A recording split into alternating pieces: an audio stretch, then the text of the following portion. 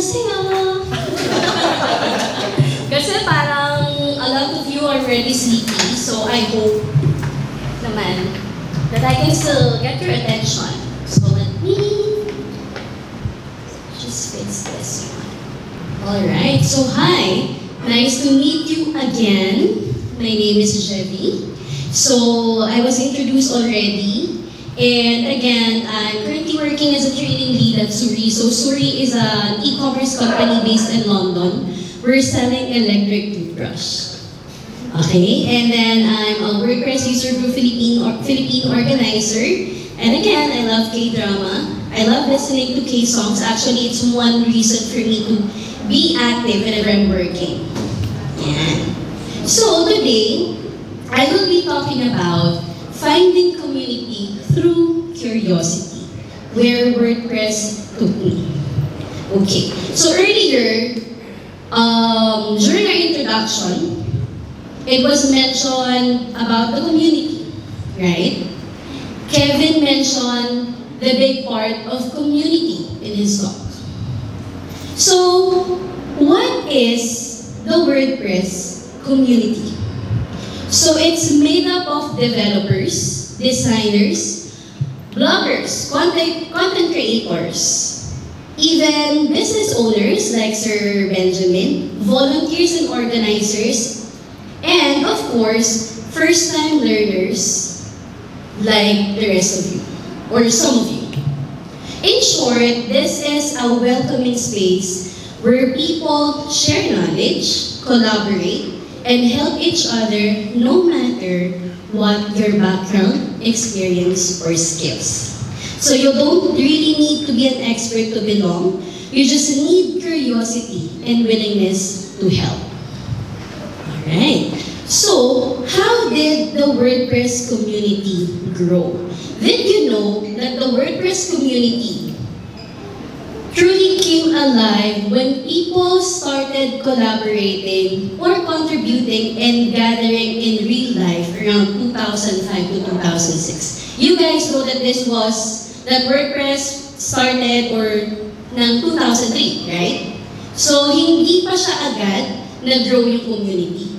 It takes 2 years pa before other people na nalaman nila na, oh, it's open source, I can contribute pala.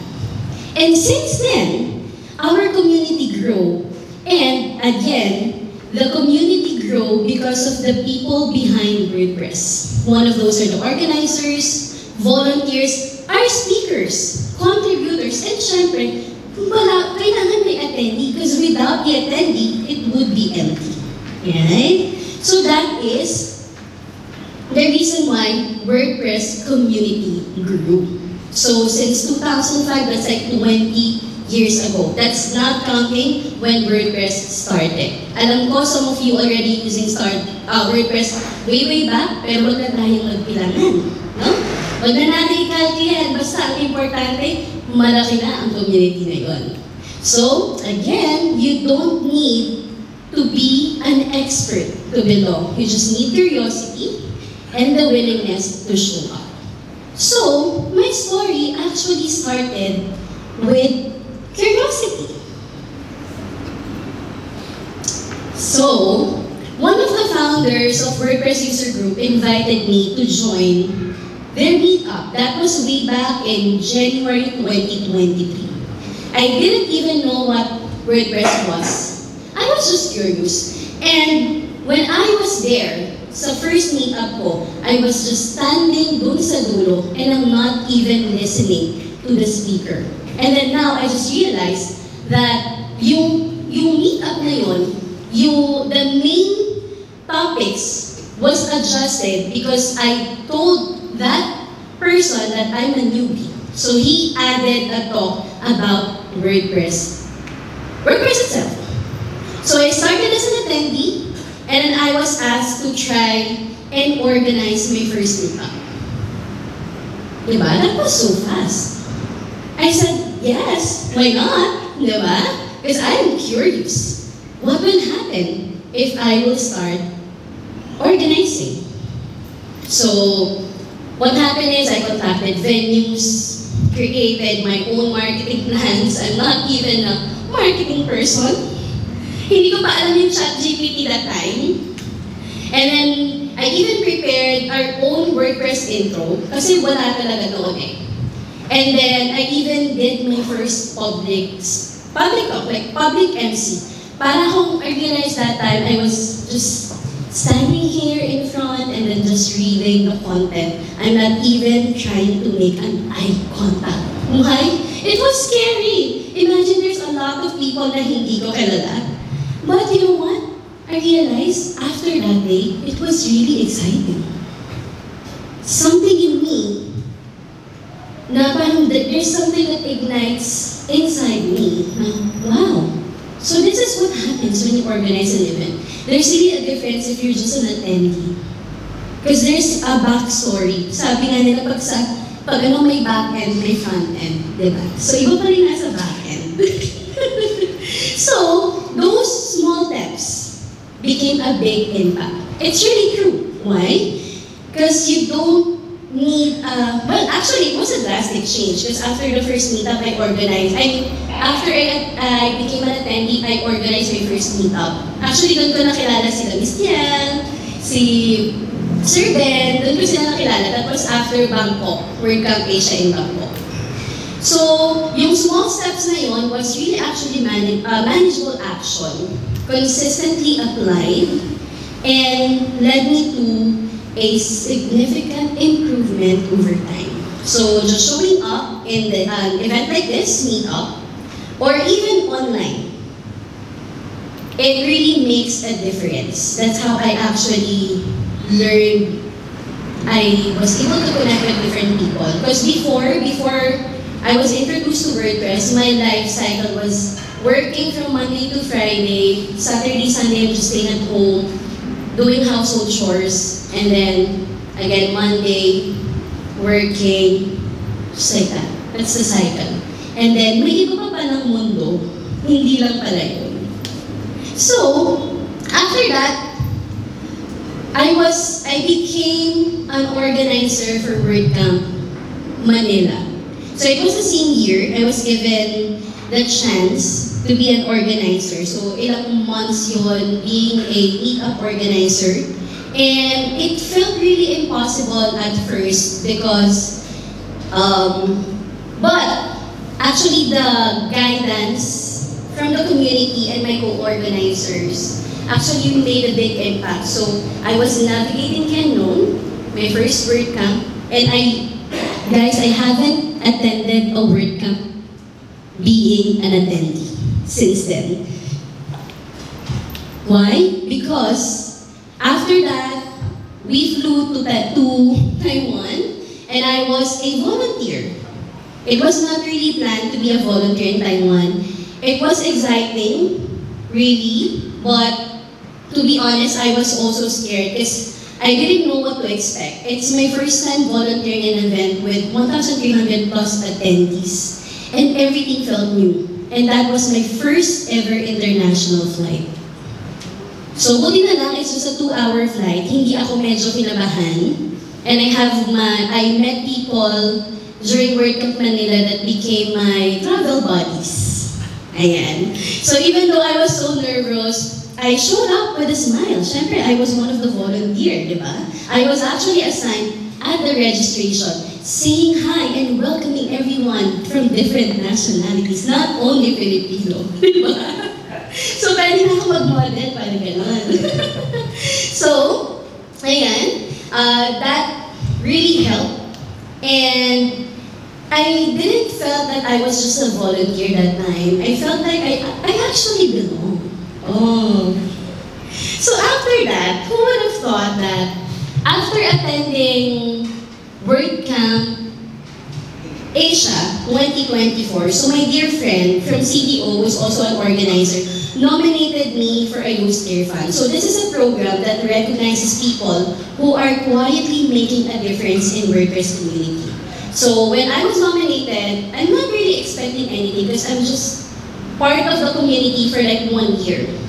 1 year only. So I'm not really sure if I'm already giving a small impact.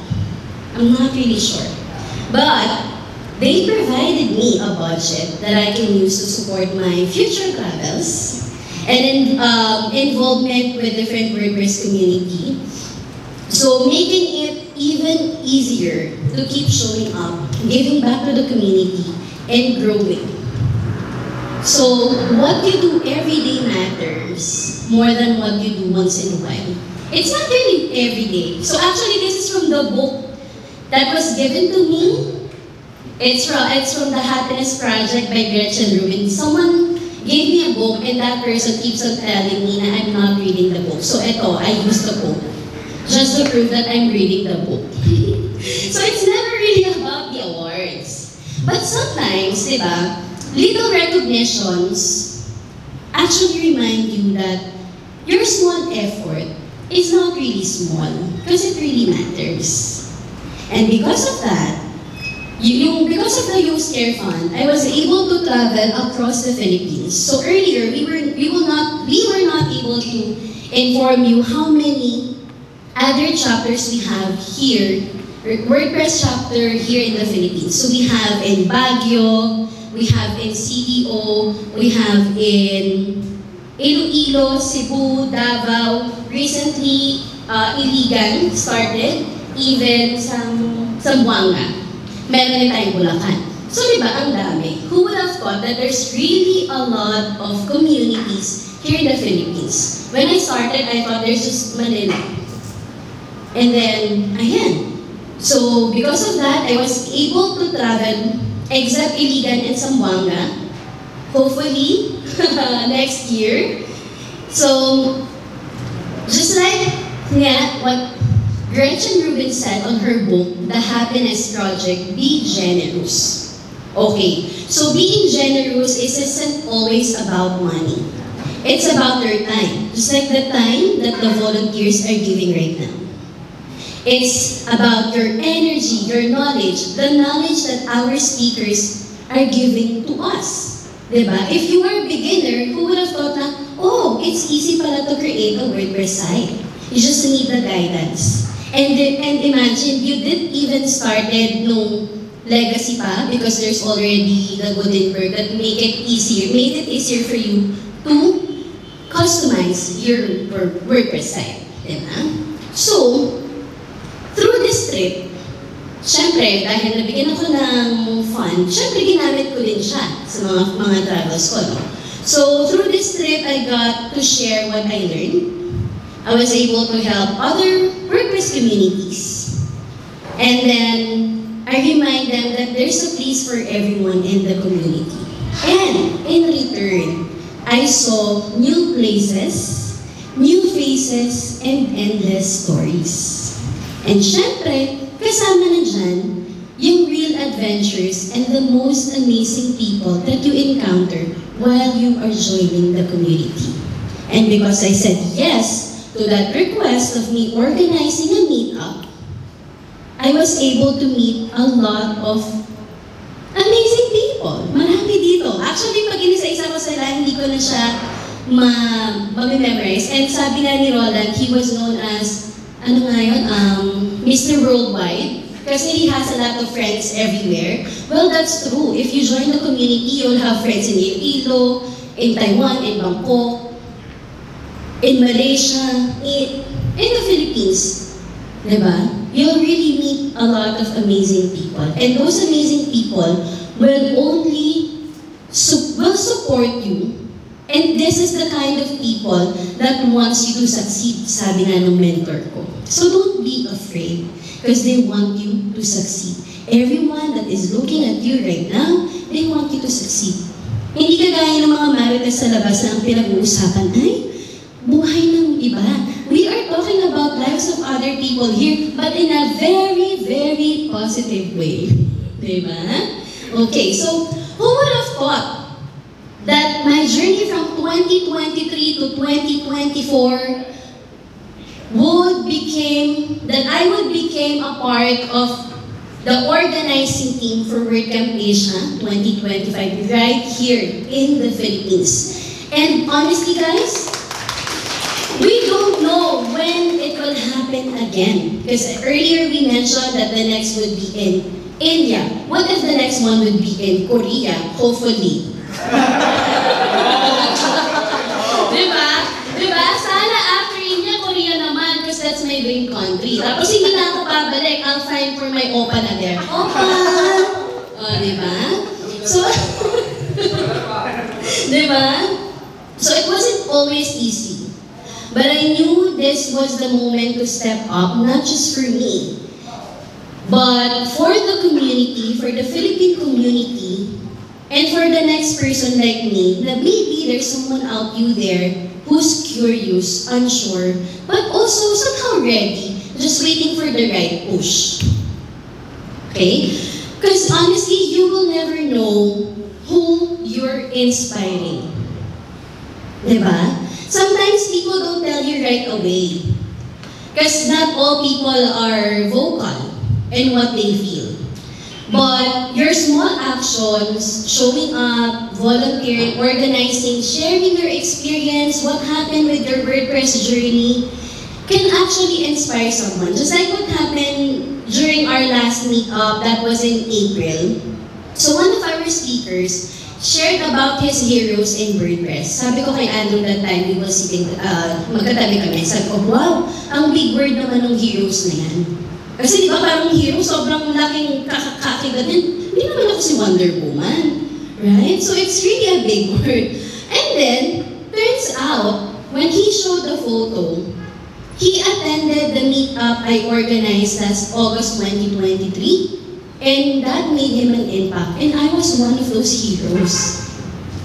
So parang, wow, imagine I'm just organizing an event.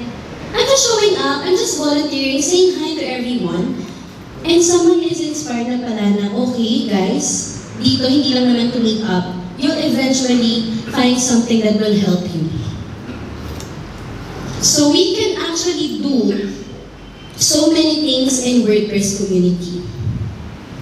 Marami, like learn together. What we're doing right now, we're sharing knowledge. There's also a way for you to collaborate on WordPress project. Kagaya ng mention kanina, you can create themes, plugins, you can actually help updating core, and other things. There's really a lot. Hindi lang community.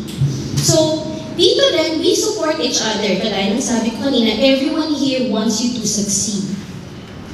So, once we know that someone is succeeding, we know someone is talking to a WordCamp, syempre, every one of us is celebrating success. Just like in CDO, they had a very successful event called WordPress Campus Connect. And kami here, it was the team of Zamboanga, Iloilo, CDO who helped to make that event success. So lahat kami, we're celebrating because of that.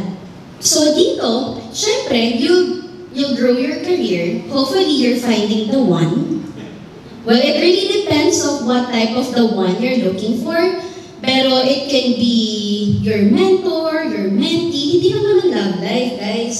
Syempre, the one that can be your future job or even your future employee. So again, you just need to be generous, giving back to the community.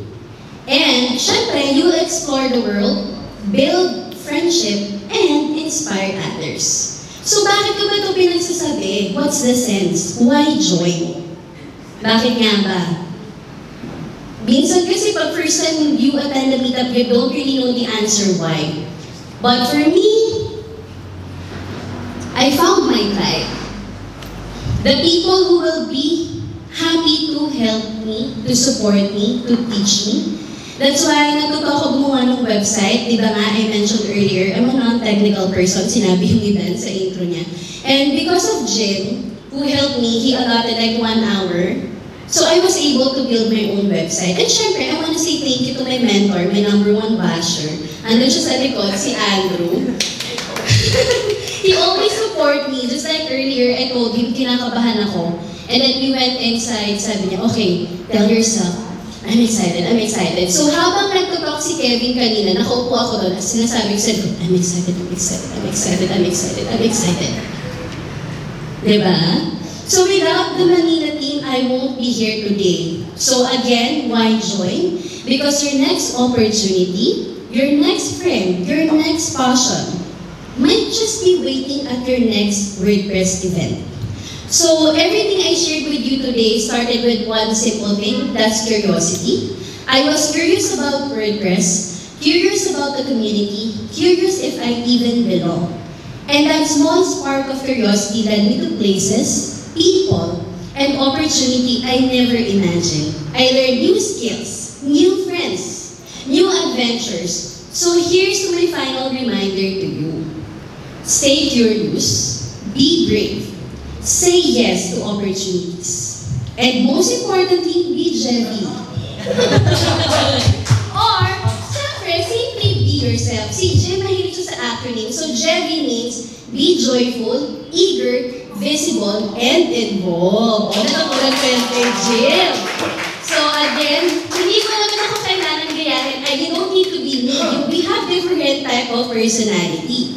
But in this community, you don't have to be an expert. Paulit-ulit ko yung sinasabi. There's a space for you. Just as you are. Just like there was a space for me.